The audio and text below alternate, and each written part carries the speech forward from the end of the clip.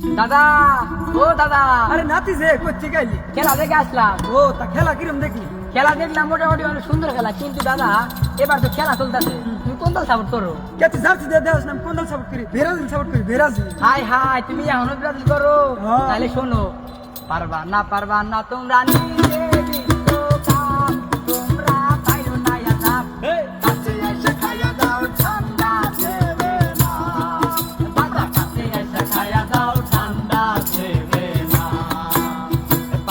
পারবা না তোমরা নিজে বিশ্বকাপ, তোমরা পাইরো না ইয়াদাব, কাছে এসে খাইয়া দাও ঠান্ডা দেবে না, বাবা কাছে এসে খাইয়া দাও ঠান্ডা দেবে না।